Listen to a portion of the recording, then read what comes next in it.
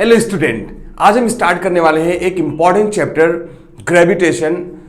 अक्सर लोगों को ये चैप्टर बहुत ज़्यादा पसंद आता है क्योंकि सबको ये चाहत है यार कि जाने स्पेस में अगर जाओगे तो कैसे होगा, क्या होगा सर, वहाँ पे कैसा दिखता है कि नहीं, वहाँ पे सर ऐसे खिंचाव होता है क्या जैसे ग्रेविटी यहाँ पे होती है सर, तो फिर ये जो मून है ये कैसे अर्थ के चारों तरफ चक्कर लगा रहा है, ये सन कितने दूर पे, ये स्टार्स सर कैसे चक्कर लगा रहे हैं, फिर उनको एक चक्कर लगाने में कितना टाइम लग रहा होगा।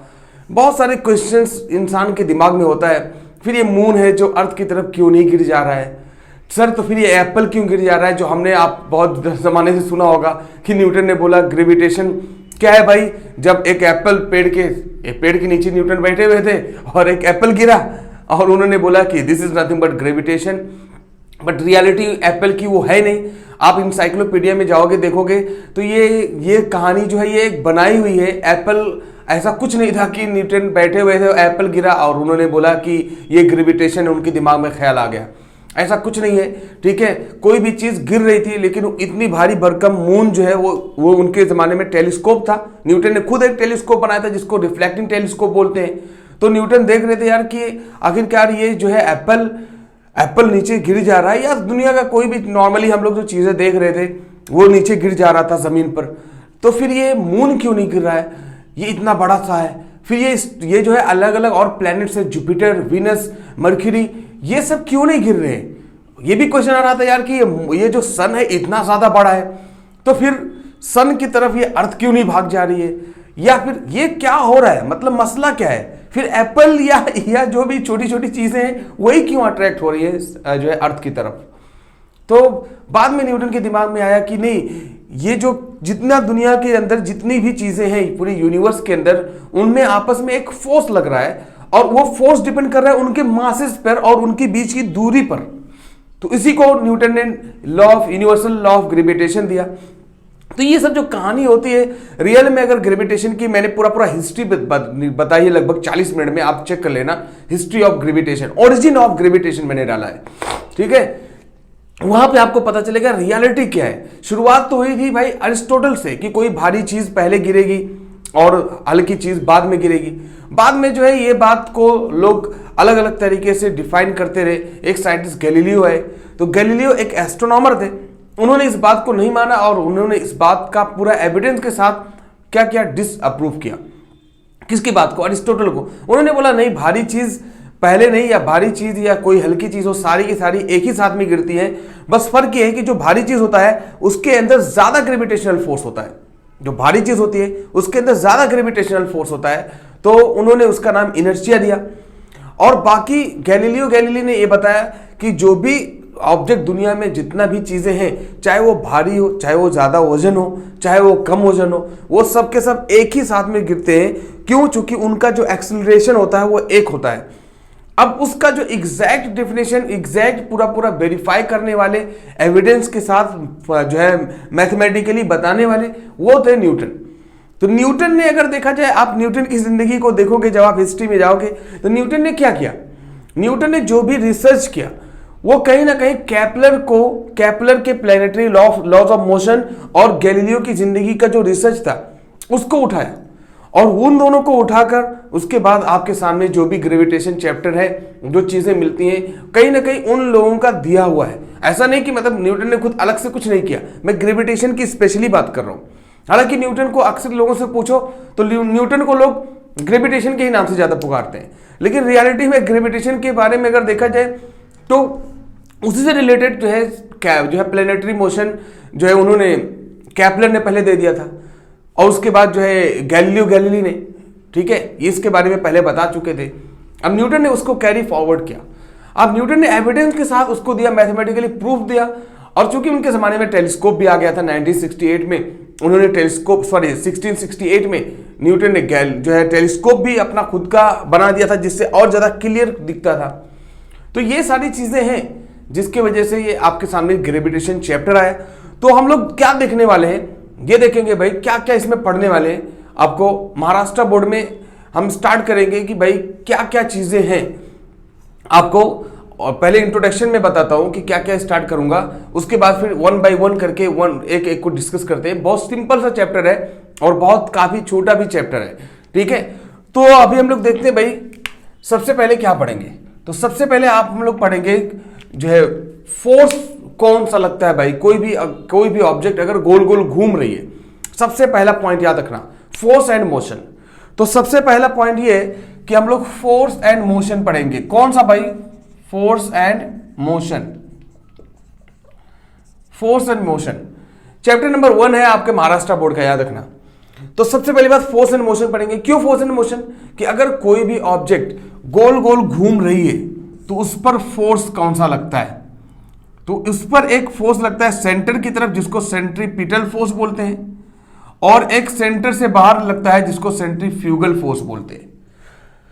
तो ये सेंट्रीपिटल फोर्स की वजह से कोई भी चीज गोल गोल घूमती है। अगर ये फोर्स हटा दिया जाए तो दुनिया का कोई भी चीज गोल घूमेगा ही नहीं, डायरेक्ट लीनियर मोशन में चलेगा। फिर वो गोल घूमकर अपने आप को स्टेबल क्यों किया रहता है, क्योंकि एक फोर्स होता है जिसको हम लोग सेंट्रीफ्यूगल फोर्स बोलते हैं, ठीक है। ये पढ़ेंगे सबसे पहले। उसके बाद ये जब समझ में आ जाएगा सेंट्रीफ्यूगल फोर्स, तो हम आपको बताएंगे केपलर्स लॉ, क्योंकि सबसे न्यूटन से पहले कौन आया, केपलर आए, ठीक है। तो हम लोग पढ़ेंगे न्यूटन के बाद, ये जो है इसके बाद फिर केपलर पढ़ेंगे कि भाई ये केपलर्स प्लेनेटरी मोशन, तो केपलर्स लॉ पढ़ेंगे। तो Kepler's laws of motion, planetary motion पढ़ेंगे भाई, प्लेनेटरी मोशन, ठीक है। तो Kepler's laws of planetary motion पढ़ेंगे। जब ये केपलर्स लॉ समझ में आ जाएगा तो सही बात तो ये है कि इन्हीं चीजों को उठाकर न्यूटन ने यूनिवर्सल लॉ ऑफ ग्रेविटेशन दे दिया। आपको मैं बताऊंगा एग्जैक्टली कहां से दिया, कैसे दिया, ये प्रूफ करके दिखाऊंगा। तो फिर इन्हीं चीजों को उठाकर न्यूटन ने यूनिवर्सल लॉ ऑफ ग्रेविटेशन दे दिया, यूनिवर्सल लॉ ऑफ ग्रेविटेशन ये दे दिया, ठीक है। यूनिवर्सल लॉ ऑफ ग्रेविटेशन मिल गया। जब यूनिवर्सल लॉ ऑफ ग्रेविटेशन मिला तो आपको आसानी हो गई भाई कि बताना कि आखिरकार ये जो मास, ये जो वेट, ये जो है gravity, acceleration due to gravity, इन सब में फर्क बताना आ गया।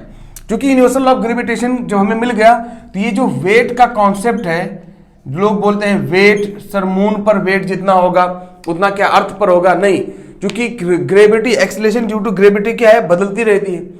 तो यहां पर हम लोग क्या पढ़ेंगे भाई, एक्सेलरेशन ड्यू टू ग्रेविटी। सबसे पहले एक्सेलरेशन ड्यू टू ग्रेविटी मतलब स्मॉल जी पढ़ेंगे। एक्सेलरेशन ड्यू टू ग्रेविटी जब आपको समझ में आ जाएगा तो फिर आप आसानी बन जाएगी। कैसे, जैसे एक्सेलरेशन ड्यू टू ग्रेविटी समझ में आ जाएगा भाई कि ये जो एक्सेलरेशन ड्यू टू ग्रेविटी, जो खिंचाव है, मतलब जो खिंचाव का जो एक्सेलरेशन है किसी भी ऑब्जेक्ट का, वो हर जगह पर अलग अलग होता है। बाद में देखा गया कि मून पर अलग होगा, अर्थ पर अलग होगा, यहां तक कि अर्थ से अगर आप अलग अलग बदलाव करोगे, हाइट का बदलाव करेंगे तब भी ये बदलता रहेगा। यानी हाइट पर जाने पर भी ये जी बदलता है, डेप्थ पे जाने पर भी बदलता है। यहां तक कि लैटिट्यूड, आप मान लो इक्वेटर से अर्थ के एक पोल पर हो, आप पोल से इक्वेटर की तरफ अगर जाओगे तब भी ये बदलता है, जी बदलती है, ठीक है। तो जी की वैल्यू बदल रही है, इसके बारे में हम लोग बात करेंगे। तो जी की जब वैल्यू बदलती है तो कभी भी जो वेट है वो भी बदलेगा। क्यों, क्योंकि जो फोर्स, जो खिंचाव होता है वो किस पर डिपेंड कर रहा है भाई, जी पर। तो जितना ज्यादा एक्सीलरेट होगा उतना ज्यादा तेजी से आप क्या है जमीन से चिपके रहोगे, अगर मान लो एग्जांपल के लिए। तो जब ये खिंचाव ही कम रहेगा तो आप जमीन से एकदम चिपके नहीं रहोगे। तो यहां पे ये भी देखेंगे भाई वेट अलग अलग, हर जगह पर क्या, हर जगह पर वेट अलग अलग होगा। उसके बाद ये जो फॉर्मूला यहाँ पे यूनिवर्सल लॉ ऑफ ग्रेविटेशन, ये फॉर्मूला आपने पढ़ा होगा, Gm divide by r square d square, जो भी है लेते हैं इसको m1 m2 लिख देते हैं, mass of earth, mass of object, जो भी है इसको बताऊंगा मैं क्यों मास ऑफ अर्थ लिखेंगे, क्यों मास 1 मास 2 रखेंगे, ये डिटेल में बताऊंगा। तो बहरहाल यहां से क्या हो जाता है, ये आपको ये पता चल जाएगा कि ये जो g है, ये कैपिटल G है, ये कैपिटल G रियलिटी देखा जाए तो ये न्यूटन ने नहीं निकाला। न्यूटन के 200 साल के बाद ये कैपिटल G का, G की वैल्यू क्या होती है, this is called universal law of gravitational constant. तो यूनिवर्सल ग्रेविटेशनल कांस्टेंट जो होता है, इसकी वैल्यू कब निकली, किसने निकाला, तो हेनरी कैवेंडिश ने निकाला। तो इसके बारे में डिस्कस करेंगे थोड़ा।